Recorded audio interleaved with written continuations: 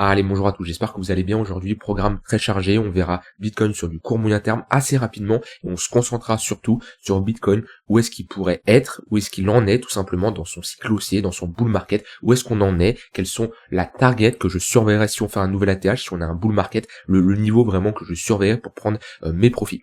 Avant de commencer cette analyse, je tiens à vous rappeler qu'il vous reste 24 heures pour profiter des 200 € offerts sur le programme Crypto Investor. Si tu veux une méthode, un plan d'action détaillé pour savoir analyser une crypto de A à Z en passant de l'analyse tokenomics, l'analyse fondamentale, l'analyse technique, c'est le genre de programme qu'il te faut. Tu auras toutes les conditions, toutes les compétences, toutes les connaissances, tu seras dans le meilleur, t'évolueras dans le meilleur élément pour te créer le meilleur portefeuille pour le prochain bull market.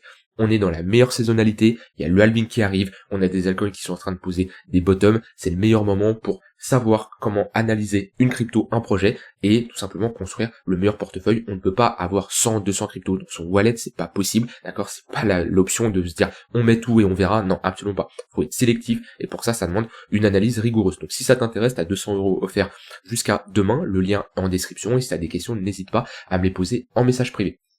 Alors, sur Bitcoin, on va parler avant sur d'un point de vue long terme. J'ai vu quelque chose passer sur Twitter qui est assez intéressant. C'est tout simplement où est-ce qu'on en serait. Hop, si je me mets ici en logarithmique, si je mets tout simplement ce fameux, voilà, c'est tout simplement le cycle psychologique, comment vivent les retails, les investisseurs. Bon, la plupart c'est surtout les retails. On a toujours ces phases, plusieurs phases où le marché passe. Je l'ai ici. Voilà, on va voir cette phase cachée où voilà, c'est un investissement sûr, mais personne n'investit dessus. En général, c'est les grosses institutions quand même qui se positionnent dessus.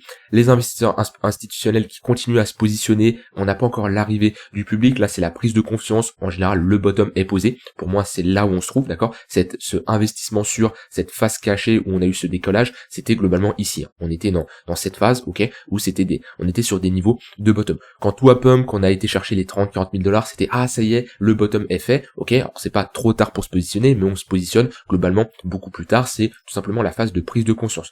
Ensuite, on a tout simplement les médias qui commencent à en parler, le public qui arrive, ça y est, c'est incroyable, tout part, tout le monde est euphorique, BTC 200, 300 000 $.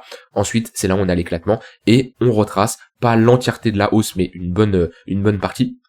Et actuellement, où on en est? Pour moi, ça ne m'étonne pas. Alors pour moi, on est toujours dans cette phase investisseur institutionnel, prise de conscience, ok? C'est-à-dire que c'est pas trop tard, mais on est quand même sur des niveaux assez hauts. Le mieux, c'était ici, ok? Dans cette phase de bottom. Maintenant, ça ne m'étonnerait pas d'être au niveau de ce bear trap ici, de ce piège baissier. On a une baisse, on fait sortir du monde avant d'avoir cette phase parabolique. Alors je dis pas que on va avoir exactement la même chose et on va aller chercher comme là les 350 000 $, absolument pas. Faut des targets tout à fait réalistes. Est-ce que le BTC peut aller chercher 300 000 $? Ça me surprendrait pas, le BTC ça me surprendrait pas. Si, ça me surprendrait, mais dans le sens où BTC il a tellement surpris tellement de monde avec les performances qu'il a fait que voilà, c'est maintenant je prendrai mes profits bien avant et on en reparlera après. Donc pour moi, on peut être dans ce scénario de piège baissier, on peut avoir un retracement, on piège du monde pourquoi pas après, ça peut être après l'halving, 2-3 mois après l'halving, on n'est pas ici au jour près, ici c'est des semaines voire des mois. Avoir cette phase parabolique. Je pense pas qu'on aura une phase parabolique non plus comme on a connu ici, d'accord, parce qu'il y a quand même beaucoup plus de liquidité, mais il peut y avoir aussi beaucoup plus d'institutions qui rentrent, ok, avec les ETF qui sont arrivés, mais dans tous les cas, je ne vois pas l'avenir, je ne sais pas si on fera ça, mais pour moi, on est dans cette phase où on peut être dans un piège baissier, on a une correction qui peut nous refaire venir chercher les 30 000 $, j'en ai aucune idée, Déjà, on a fait un petit piège baissier ici avec cette prise de liquidité, ok. Maintenant, pour moi, un piège baissier, c'est beaucoup plus marquant. Donc voilà, pour moi, on est toujours dans cette phase, investisseur institutionnel, mais on s'approche, là avec le TEF qui est arrivé, on se rapproche du public, ok, mais on n'a pas encore une grosse euphorie de marché. Bon, pour le moment, pour moi, on est dans cette phase-là, mais ça, c'est intéressant de comprendre la psychologie de marché, comment les gens réagissent, ok. En général, personne veut se positionner ici, parce qu'ils sont toujours dans la phase où, ouais, j'y crois moyen, ouais, non, c'est un bear trap, etc. Ouais, c'est un bull trap plutôt, etc., etc.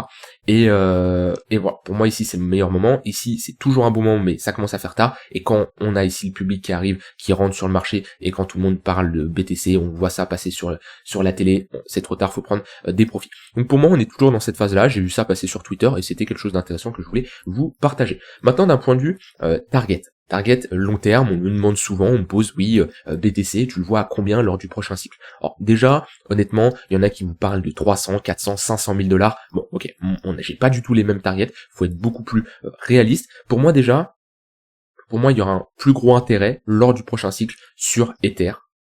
Pour moi, je le vois comme ça. Ether, il est beaucoup plus, il évolue beaucoup plus vite que Bitcoin. On le voit au niveau des cycles. Après, il s'est créé plus tard, mais il évolue beaucoup plus vite. Et je pense qu'il y aura un plus gros intérêt sur Ether que Bitcoin. Peut-être que je me trompe, mais c'est comme ça que je le vois. Maintenant, la target que je vais surveiller sur BTC, je me base juste sur des extensions de Fibonacci, parce que je ne peux pas prévoir. Les gens qui vont vous faire un dessin comme ça et qui vont dire ah on s'arrête ici pile poil, non, c'est des menteurs. On peut être sur du à peu près, mais voilà, ça c'est plus dans la prédiction. Moi, je préfère me baser sur des niveaux de Fibonacci qui vont me donner pas spécialement le top de marché, mais des niveaux clairs d'extension. D'accord? Donc on va voir tout ça ensemble. Hop, on va mettre les 218, comme on aurait vraiment une euphorie un peu plus prononcée. Okay. Et j'aime bien avoir des confluences avec le prolongation de Fibonacci selon la tendance, où je prends le creux ici, le sommet le plus haut, ok, le second creux le plus bas. Ici, je vais avoir des extensions et j'ai une bonne confluence au niveau des 120 000 $, puisque j'ai les 100% d'extension de ce mouvement-là, ok, de ce mouvement-là, qui me donne une target aux alentours des 122 000 $, et j'ai l'extension de ce mouvement-là, les 118, donc confluence 118, 100% d'extension au niveau des 121 000 $. Donc ici, cette zone des 120 000 $, alors c'est pas on mèche comme ça, on s'arrête pile poil, non. Normalement, on peut être dans cette zone-là, ok. Mais ici, c'est pour moi une très bonne zone pour prendre de profit. Si on fait un nouvel ATH sur le BTC, c'est une zone que je vais surveiller, voir comment le marché réagit, et j'aurai ici je vais pas dire une première parce que j'aurais pris des profits sur la montée, mais j'aurai ici une bonne prise de profit selon moi. Maintenant, on peut faire un excès. On peut avoir un marché qui est euphorique, on peut avoir certaines news qui font que le marché pousse beaucoup plus haut, ok. Voilà. Ensuite, les prochaines targets, 218 de ce mouvement-là, oui, 218 de cette extension ici, et 218 de toute cette extension, ce qui nous ferait 150 000, 180 000 $. Je ne peux pas vous parler, comme certains vous disent, de 500 000 $, 600 000 $, tant que je ne vois pas ce qu'on fait ici, ok. On arrive ici, je vois comment le marché réagit. Si ici, il y a de grandes chances que tout le monde commence à être euphorique, ça y est, BTC, si je vois des 500 000 $ qui arrivent et tout, et je vois en plus que on a du mal, on commence à faire des creux, des sommets de plus en plus bas, on fait un top, ok, comme ici, ok, bon, voilà, j'aurais pris clairement mes profits. Maintenant, si je vois que on arrive ici, hop, peut-être que juste avant d'aller ici, on aura fait quelque chose comme ça. Et là, il y aura des gens qui seront fait trap, qui seront ah non, j'y crois pas trop et tout. On voit que l'ambiance elle est pas trop euphorique, les gens ils parlent pas trop de target. Ok, on peut pousser à la prochaine. Mais chaque chose en son temps, on peut pas prévoir des 500 000 $, 1 million de dollars. Ok, soyez vraiment réaliste et ne vous faites pas influencer. Dans un bull market, quand tout pump, quand ça en parle de partout, sur internet, les médias, sur Twitter, les réseaux, sur YouTube, partout, les gens ils vous donnent des targets de ouf, il y a des airdrops qui tombent, vous prenez des profits par-ci, par-là, vous investissez dans une crypto, vous faites x10 2-3 semaines après, ok, vous allez perdre la tête. Un bull run est plus compliqué à gérer qu'un bear market. Vous allez clairement perdre la tête et c'est là où vous pouvez faire des conneries, ok, donc sachez à l'avance, comme je fais là, des zones qui vous intéressent, ok, parce que ces zones sont fixes, ces zones ne peuvent pas bouger. Pour que cette zone-là bouge, faudrait qu'on fasse un nouveau creux, ce qui n'est pas envisageable pour le moment au vu du marché, ok. Donc voilà, pour le moment, c'est la zone que je regarde, ok, mais prévoyez des targets à l'avance, ça veut pas dire de être 100% focalisé là-dessus et vous dire ok bah je prends des profits que là et je sors, non, ayez une stratégie, prenez des profits sur la montée, ok bien entendu, mais voilà, c'est très important d'avoir ces zones-là, et prenez vos propres décisions, c'est pas parce que moi je décide de prendre des profits là que vous devez vous dire ah bah moi aussi je prends des profits là, alors que de base vous avez décidé de prendre des profits ici, non, respectez vos plans, c'est ici que vous prenez vos profits, c'est ici que vous prenez vos profits, ok.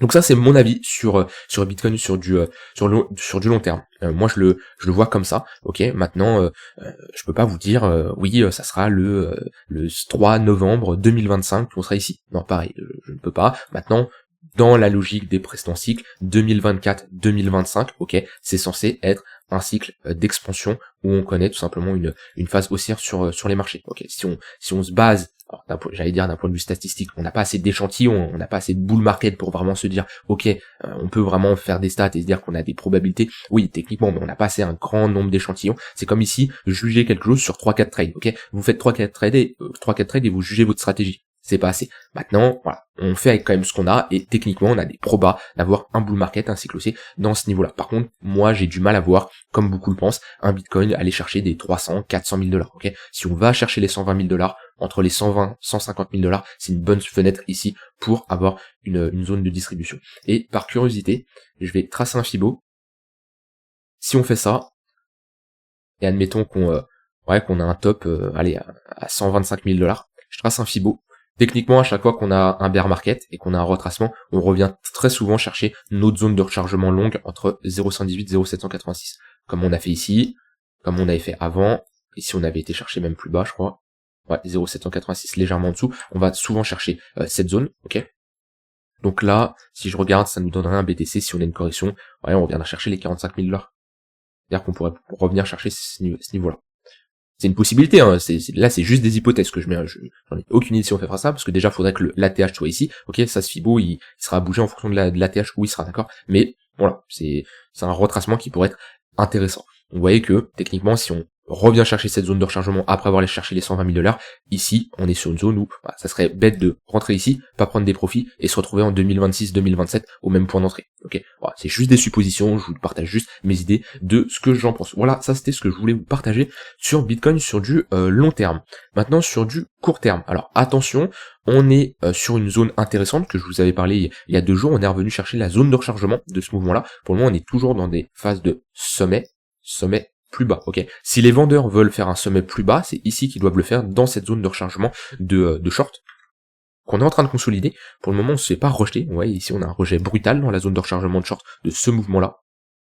Hop, ici. Là, pour le moment, on est en train de consolider sur résistance. Techniquement, consolider sur résistance, plus on travaille une résistance, plus elle a de chances de casser. Honnêtement, la zone que je surveillerai, elle est claire. Hop, j'efface ça. Elle est ici.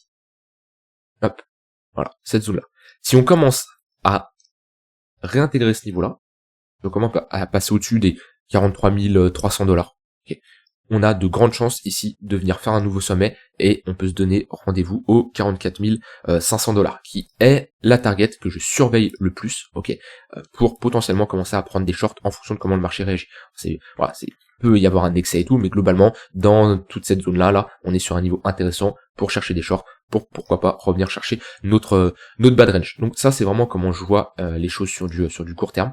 Pour le moment, tant qu'on réintègre pas ce niveau-là, il n'y a aucune raison d'aller chercher ce niveau-là. Par contre, dès qu'on passe au-dessus, il y aura de grandes chances que cette zone de résistance, on la flippe en support, qu'on fasse un nouveau sommet et qu'on vienne chercher ici. Maintenant, tant qu'on évolue en dessous de ce niveau-là, on peut être dans une phase de correction, et dans ce cas-là, la prochaine target que, selon moi, vous devez surveiller, parce que c'est un pivot important, c'est, clairement ici, on a un biais, ça nous donne un biais directionnel, à ce niveau-là. Tant qu'on est au-dessus de ce niveau-là, globalement, on est dans un range, et on cherche des achats sur la bande basse, on peut revenir chercher entre les 40 500 $ et 41 000 $. Ici, ça serait une très bonne fenêtre d'achat, pareil, pour reviser le middle range, voire la target du haut. Pour le moment, il se passe pas grand chose sur Bitcoin, je le dis et je le répète, concentrez-vous sur les altcoins, il y a pas mal d'airdrops, renseignez-vous sur des écosystèmes, prenez de l'avance, faites le travail maintenant pour que si on a un cycle haussier, si tout pump, si on a des narratifs qui se mettent en place, et ben vous sachiez, ok, ce projet il fait ça, ce projet il a tel lien avec ce projet-là, et en fait vous ayez pas mal de connaissances pour pas être pris sous le coup des émotions, pour prendre les meilleures décisions, et en fait vous avez des connaissances, et plus vous avez des connaissances, plus vous avez des probas de mieux vous adapter avec ce que le marché va vous donner, et de prendre les meilleures décisions. Et ça passe par faire le travail en amont. C'est pas, j'attends qu'un bull run se lance, et j'arrive sur le marché, ça va être aussi simple. Non, si vous pensez que ça allait être comme ça, vous allez vous tromper. Pendant un bull market, il y a des gagnants, mais il y a aussi des perdants. Il faut pas penser que les perdants, c'est uniquement ceux qui sont arrivés ici. Ok, ceux qui sont arrivés ici, non. Alors oui, eux, il y a de grandes chances qu'ils soient perdants, mais dites-vous, il y a des gens qui rentrent ici, qui perdent de l'argent. Pourquoi? Parce que ils font de la merde, ils gèrent mal le risque, ils rentrent sur des projets pourris, ils prennent pas leur profit, et au final, on revient chercher leur prix d'entrée et ils vendent ici. Voilà, croyez pas que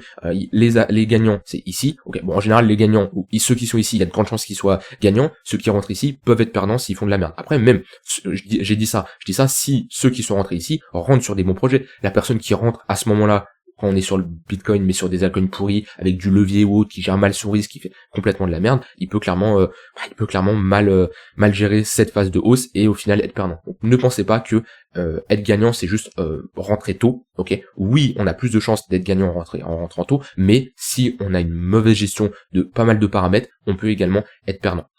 Et ça passe par une bonne phase de connaissance, ça passe par se renseigner sur des projets, se renseigner sur des écosystèmes pour, lorsqu'on a un cycle haussier, si on a un cycle haussier, prendre les meilleures décisions. Voilà. Ether, ça bouge pas trop non plus. On a Chainlink, j'en parlais du coup hier, qui a fait un bon break. Même si on a ravalé 50% de la bougie, c'est quelque chose je suis pas fan. Je vous l'avais parlé, je crois, de mémoire. Mais quand on a un break et qu'on break et qu'on ravale 50% de la bougie comme on a fait ici, ça nous montre quand même qu'on a un réveil vendeur. Maintenant, je vais surtout surveiller la clôture weekly qui arrive demain. Ok, mais si on a une clôture weekly, ça serait assez encourageant. Voilà, rien d'autre à ajouter de plus. Maintenant sur du court terme, bon, on est sur une phase de faible volatilité. On est rebloqué à nouveau entre deux bornes ici, hein, globalement. Voilà, on est compressé entre deux niveaux. Il n'y a pas grand chose à faire, et même depuis quelques jours, quelques semaines, même 2-3 semaines là, j'ai beaucoup moins d'opportunités que j'en avais ces dernières semaines, derniers mois. Voilà, je vous souhaite une très bonne fin de journée. Si vous avez des questions, n'hésitez pas. Je tiens à vous rappeler, vous avez jusqu'à demain soir pour profiter des 200 € offerts sur le programme Crypto Investor. Le lien est en description. Je vous souhaite une très bonne fin de journée. On se dit demain. Bye bye.